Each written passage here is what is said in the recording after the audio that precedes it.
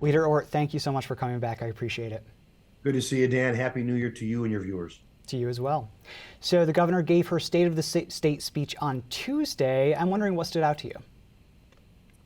So there were a couple things that stood out. I think, certainly she mentioned bail and she mentioned, she sort of doubled down in her support for the changes, but noted that crime continues to be a problem to New Yorkers. But she really didn't go beyond that as far as a plan or what she intended to do. And the reason I think that's important is my colleagues in the Senate Democratic Conference and in the Assembly Democratic Conference, they're not going to make changes to bail on their own. Absent the governor driving this in the budget or somewhere in session, I do not anticipate that my colleagues in the Senate across the aisle are going to take any kind of lead to change the bail laws, which our conference certainly believes needs to happen. The housing piece, the governor talked about housing and how we need to build more housing in all parts of the state. But there were some real problems that I saw with her plan. One, how do you build housing in places that are losing population? There's large swaths of this state, places that I represent, rural counties, that are losing people. So why on earth would any developer or home builder build more homes in a place that maybe doesn't have the need for it? I also think that, she didn't address why. Why is housing more expensive? Why is it because it's costly. That's why you don't have more homes being built, because you got rid of 421A, because you got rid of the incentives that would drive builders and developers to construct more units, particularly affordable units in places like Manhattan and Brooklyn and New York City. And so unless that's addressed, I just don't, you can set all the goals you want. I don't think you're going to reach those goals absent addressing sort of the root causes, which is that building homes in New York, constructing homes in New York, people wanting to live in New York is more expensive today than it was 4 years ago, than it was 8 years ago. And as a result, people have left the state and sought opportunities elsewhere. And home builders are going to follow those people. That's a really interesting point about the housing goals. So the goal is 800,000 new housing units over the next decade. But as you pointed out, places like the city of New York may have a much greater need than somewhere upstate that's actually lost population and may have more housing than residents need.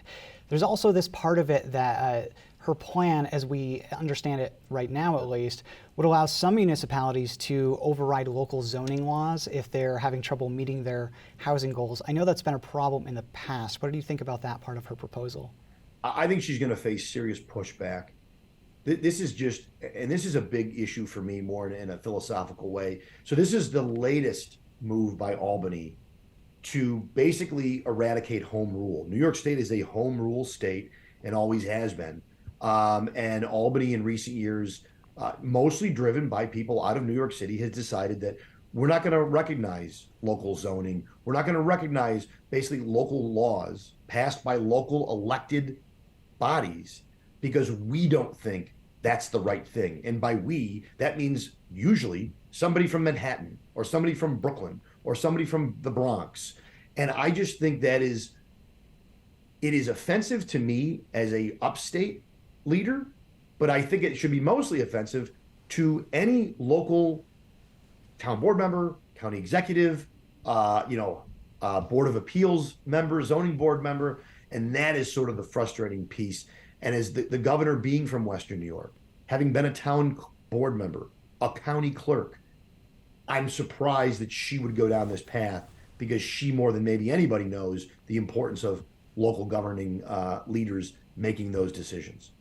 Yeah, on the bail issue too, just to go back to that, she has this interesting proposal that I think has been talked about a little bit where higher level crimes, we're talking about the ones that are currently bail eligible, Sure. It would remove a piece of the statute where a judge has to release somebody by the least restrictive means is the gist of what it is. So she wants to have that change. What did you think of that? I know you would like to see the bail law repealed and then have kind of a start over process with Sure. stakeholders coming in. But does that get us closer to where you would want us to be? It addresses a key point, which the language about least restrictive means, when I've talked to judges and DAs, that has been the problem, that even with some of the tweaks, or even saying that, okay, judges will get discretion on some of these offenses, as long as that language is in there, the person is going to be released without bail. That is sort of the key piece of this law that ensures that most defendants will be released with a desk appearance ticket.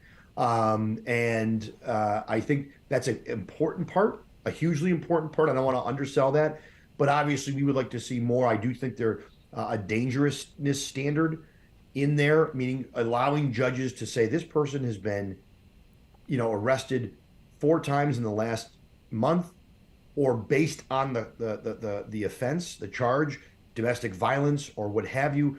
I think I'm going to hold them because I think they pose a greater risk to the public or to even themselves.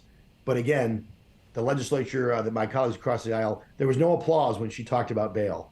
There was no response. And I think that shows that she's going to have to be really serious about getting this done, because I do not think my colleagues on the other side of the aisle have any appetite to try to fix this, even though a majority of New Yorkers, I think, would say they would like to see something done about cashless bail. Yeah, I think it'll be a fight in the state budget in March, or maybe after March. I guess we'll have to see when it comes to the forefront of everything. Another interesting proposal that I want to touch on before we run out of time is this plan from Hochul that would index the minimum wage to inflation. So as much as inflation goes up, the minimum wage would go up in New York. We're at $15 an hour for the suburbs and New York City, a little over $13 upstate right now. So we don't know where it would actually go. But what do you think about the idea of tying it to inflation? My concern when you talk about raising the minimum wage yet again, and I've only been, I say only, I've been here for 8 years. We already passed a minimum wage increase in my time in the Senate. And now we're talking about potentially increasing it further. My concern is if it goes up, especially tying it to inflation. Inflation's been at some record numbers.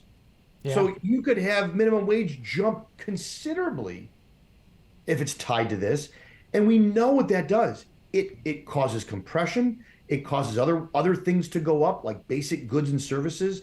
And for someone that might be out of work or someone, that affects them as well. So, and it's going to cause employers another reason potentially not to hire more people, because they're going to say, I can't afford to hire all these folks. So we're going to have to make do with what we have. And so I just don't know if this is the answer to the issue of making New York more affordable. I actually will argue this is going to help continue making New York one of the most expensive states to live in the country. And I think it's going to be a big issue in the budget in March if it gains traction. I know that some Democrats in the legislature want to see it move forward. Others may be less inclined, especially those upstate. So we'll see where it goes. Senate Republican Leader Rob Ortt, thank you so much. Dan, good to see you.